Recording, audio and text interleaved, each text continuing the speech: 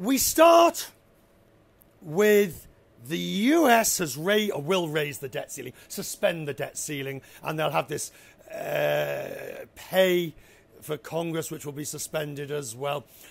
We've still got this debt ceiling, we've got a sequester, and we've got continuing resolution.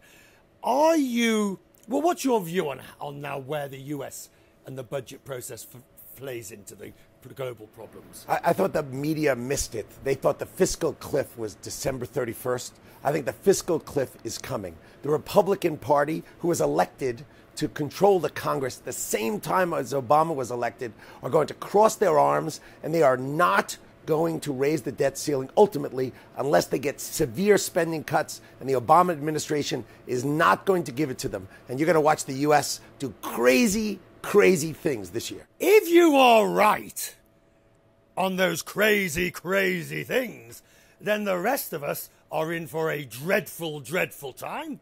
Dreadful. I mean, it's going to be so strange for the richest country on earth to cross their arms and say, I'm not paying. Imagine crossing their arms and saying, I'm not paying. But you're going to see it this year. If you're right, then what does that mean for the, I suppose for the markets, because we saw last year exceptional volatility. That's been the hallmark. If this happens in the US, we get more of that. Well, what you're going to see is long-term interest rates. We know short-term interest rates are nil. Almost everywhere in the world now, long-term interest rates in the U.S.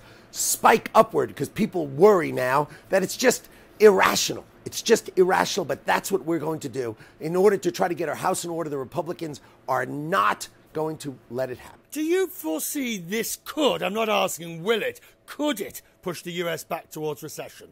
Well, I don't know that it drives our economy so much as it just drives people crazy. So I think it's just going to make us crazy. I don't think it's going to cause recession. I think it's going to cause long-term, it's nuts. How about when we hear Jamie Dimon here in Davos talking about banking is not too opaque and we don't understand aircraft engines? Well, we may not understand aircraft engines, but we do know that if an aircraft engine fails, we have to have a strong investigation into why that happened. Fair enough. I like that one. That's a good one.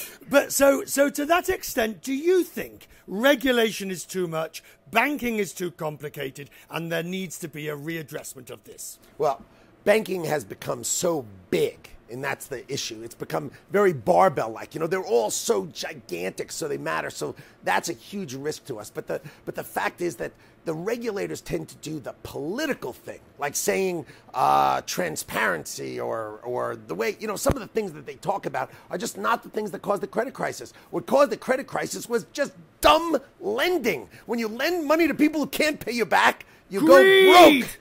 Well, greed is, I guess, fine. Well, I'll go with that. They tried to make money by lending money to people who can't pay you back. That's how you go broke. So do you have to have the regulators to stop that, since we clearly cannot expect the bankers to do it themselves? Well, when the regulators can tell you that's a stupid loan, then they're a banker. So if you want to have regulators who are bankers, that's fine. But no one's going to stop stupidity. You might be able to stop too big.